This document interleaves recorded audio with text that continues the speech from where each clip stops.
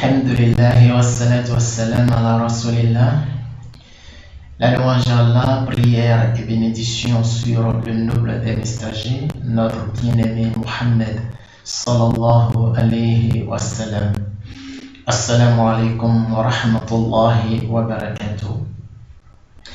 Comme vous pouvez le constater, j'ai dû reprendre ce thème suite à vos nombreuses demandes par rapport à la qualité audible de la précédente vidéo qui n'était pas du tout agréable. Par cela, je vous présente toutes mes excuses. En effet, le message que j'essayais de passer était très simple. C'est dû à la non-satisfaction des uns et des autres en écoutant de la ruqya audio. Il en est ainsi parce que le problème étant de même, car il y a un manquement suite à la suppression de la mise en équation de l'intention et de la récitation audio. Parce que aucune ruqya n'est inefficace si ce n'est pas manque de foi, manque, faiblesse de l'intention. Puisque le monde métaphysique, le monde subtil, le monde énergétique ou le monde éthérique, tout ce que vous voulez, est soumis à notre intention. Il n'y a rien qui est difficile lorsqu'on parle de l'énergie, parce que l'énergie nous connaît deux dimensions, la dimension positive et la dimension négative. La dimension positive, selon la loi universelle, a plus de pouvoir sur la dimension négative. Et lorsqu'on parle du pouvoir de la dimension positive, on parle de la mise en équation de l'intention, de l'émotion et surtout de l'amour inconditionnel. Parce que sur la dimension négative, vous avez la haine, l'orgueil et tout ce que vous voulez. Or, entre l'amour et l'orgueil, il y a l'un qui permet de cultiver le champ énergétique positif et il y a l'autre qui permet de neutraliser ou de rendre déséquilibrer le champ énergétique. Donc, celui qui fait les choses avec l'amour inconditionnel, il cultive, il participe à la co-création de l'énergie, il participe à la multiplication de l'énergie harmonique, positive dans la société. Or, lorsque vous êtes dans le négatif, lorsque vous êtes haineux, l'énergie est déséquilibrée, l'énergie devient négative. Donc, c'est pour cette raison, lorsque vous écoutez la ruqya audio, si vous ne mettez pas votre intention, vos émotions en équation, vous n'obtiendrez pas de grands résultats. Puisqu'il y a des gens, lorsqu'ils mettent leur kit oreillette, lorsqu'ils mettent leur casque, ils vont dormir, ils oublient complètement l'objectif à atteindre. C'est vrai, lorsque vous portez l'intention d'atteindre un objectif, il faut travailler, il faut cultiver cette intention-là, il faut renouveler cette intention-là au cours de la récitation. Vous voyez? Donc, si vous acceptez que tout est énergie, je vous propose alors cette méthode, cette méthodologie, en tout cas cette méthodologie à adopter la prochaine fois que vous écoutez de la ruqya audio. Vous pouvez atteindre les mêmes objectifs comme si on vous récitait la ruqya directement par un tiers. Comment procéder?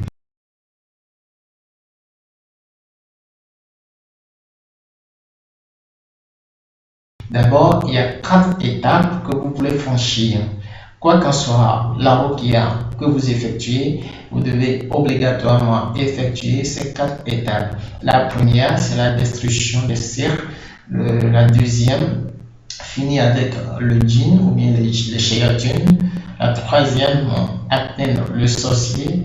Et la 4e étape, qui est la plus ignorée, c'est la fermeture de vos brèches. Voilà. Lorsque vous mettez votre casque ou votre kit oreillette, je vous propose de rester assis la position assise elle est meilleure que de se coucher afin de bénéficier de l'énergie tellurique qui est continuelle au niveau du coccyx. Le coccyx, c'est le premier centre énergétique par lequel l'énergie tellurique traverse afin de purifier tous les 7 centres énergétiques, que cela soit au cours des ablutions, au cours des salats, au cours du Hajj, et tous les cultes islamiques sont basés sur le principe des énergies. Donc, vous créez votre intention, vous créez votre imagination de la manière dont vous voulez que les choses se déroulent dans le monde invisible. Vous demandez à Allah, sinon après avoir placé votre confiance à Allah, que tout ce que vous voulez atteindre dépend de la volonté d'Allah. Alhamdulillah.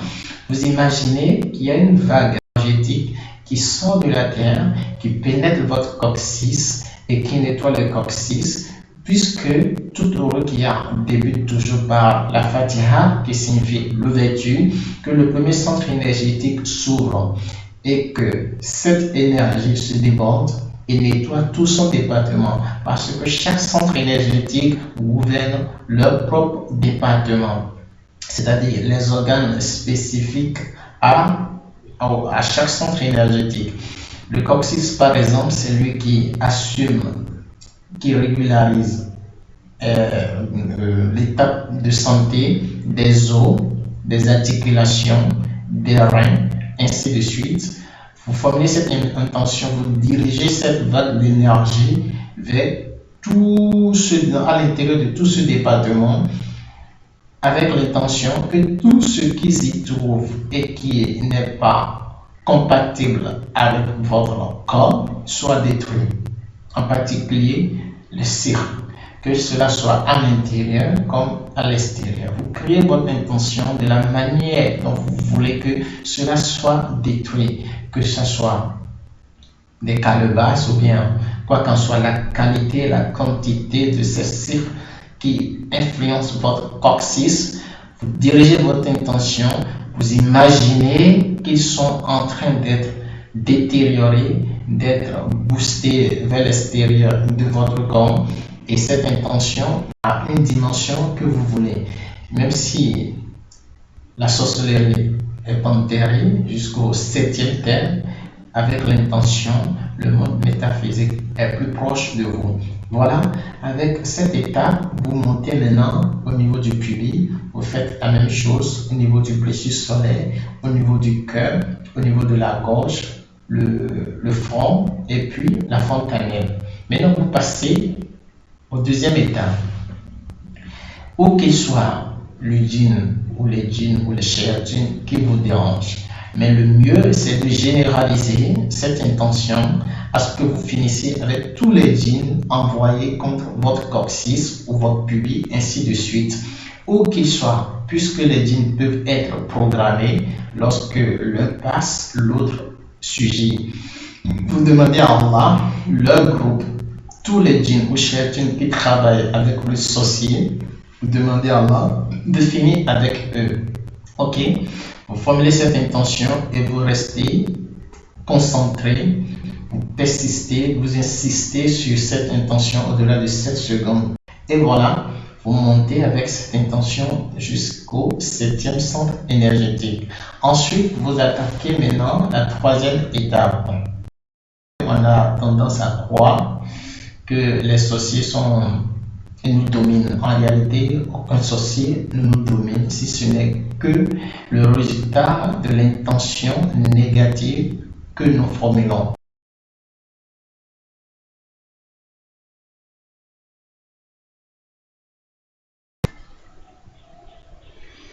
Le sorcier pour vous atteindre ne recherche que vos faiblesses. Oui, il ne recherche que vos faiblesses. Et ces faiblesses se résident par exemple lorsque vous avez décidé que le sorcier il a des pouvoirs supersoniques et que vous êtes faible, vous avez besoin d'un assistant, d'un raki afin de vous aider à atteindre le sorcier. C'est là que vous créez cette brèche et vous n'allez jamais atteindre des objectifs plus évolué lorsqu'il s'agit d'atteindre le sorcier. Le fait qu'on pense que le sorcier nous domine n'est que le résultat de nos intentions négatives. Vous devez vous suffire à vous-même par la puissance d'Allah, parce que lorsque vous avez Allah, vous avez tout. Lorsque vous vous confiez à Allah, vous avez tout. Le sorcier, il n'est rien. Il n'est rien. Commencez à partir d'aujourd'hui à le minimiser. Ok? Bon, c'est vrai que dans les règles du jeu, dans les règles établies par Allah, sur le principe des énergies, sur le principe universel, tout est question de degrés.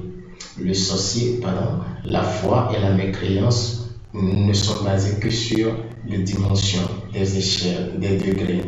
Le sorcier, par exemple, qui a un degré, qui a déjà atteint un degré de mécréance, 21e degré par exemple, alors que vous êtes à un niveau plus bas, au 7e degré, vous voyez, ça, il a triplé.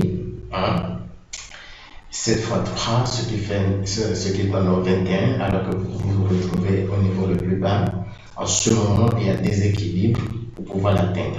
Or, lorsqu'il s'agit de la parole d'Allah, c'est vrai que la parole d'Allah, ça se concrétise avec notre niveau de iman, avec notre niveau de l'intention. Donc, il faut mettre en équation notre intention et travailler sur notre iman afin de pouvoir atteindre le sorcier. Sinon, ça va toujours rester un problème qui va toujours nous peser. On aura tendance à croire comme si le sorcier, c'est le shaitan, on ne peut pas le toucher, alors que vous pouvez le toucher. Vous pouvez le toucher. Juste avec la route et audio, bien sûr. Donc, comme je l'ai dit, vous créez votre imagination.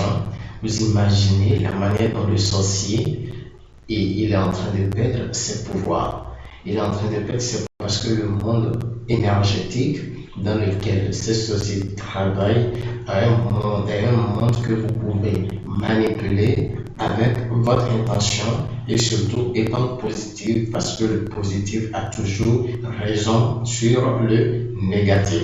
Donc, lorsque vous écoutez la ruqya audio et que la récitation commence par l'ayat sir ou tout autre verset qui indique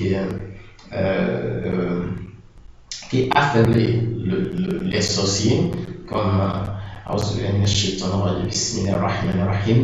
فلما ألقوا كل موسى وجنتم به السحر إن الله سيبطله وسوات بسم الله الرحمن الرحيم وأوحينا إلى موسى أن ألق عصاك فإذا هي تلقف ما يأفكون فوقع الحق وبطل ما كانوا يعملون فغلبوا هنالك وانقلبوا الصاغرين وألقي السحرة الساجدين وسوات بتقدم آيات السحر أعوذ بالله من الشيطان الرجيم بسم الله الرحمن الرحيم قلنا لا تخف إنك أنت الأعلى وألق ما في يمينك تلقف ما صنعوا إنما صنعوا كيد الساحر ولا يفلح الساحر حيث أتى. Ce sont des versets qui affaiblissent les sorciers.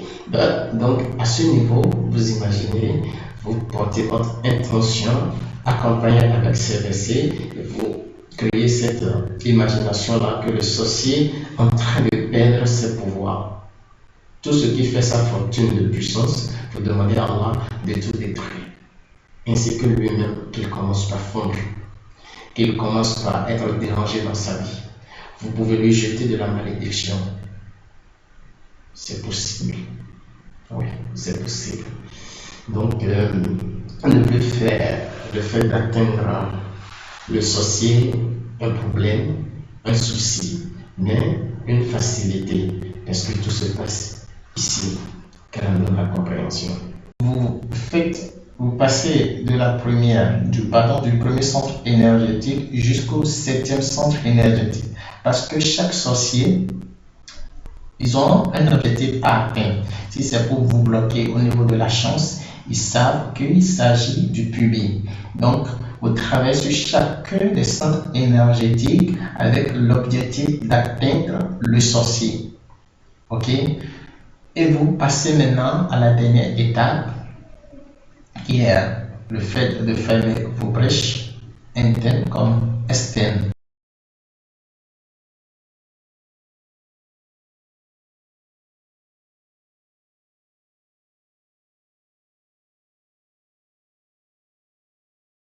Je suis vraiment désolé de lire ou bien d'entendre que les gens disent les brèches sont difficiles à fermer. Pourtant, c'est la chose la plus facile parce que ce ne sont que des choses subtiles.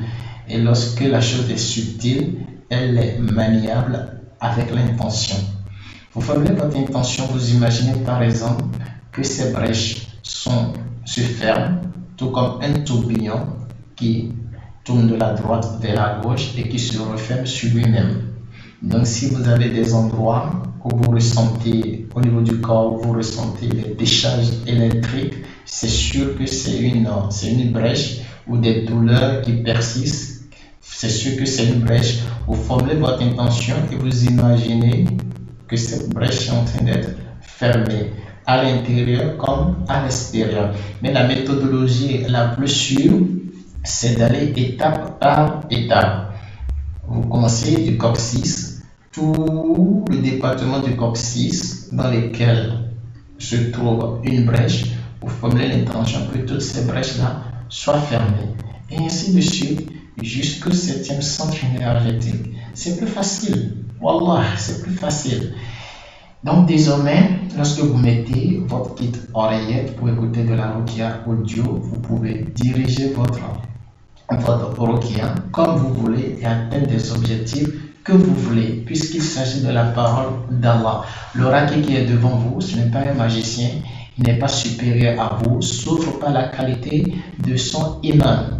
Donc dès que vous avez la shahada, vous pouvez vous guérir, parce qu'aujourd'hui, la multiplication du mal occulte est de trop. On a besoin de beaucoup de raqi, mais la meilleure manière, c'est que chacun apprend à se soigner.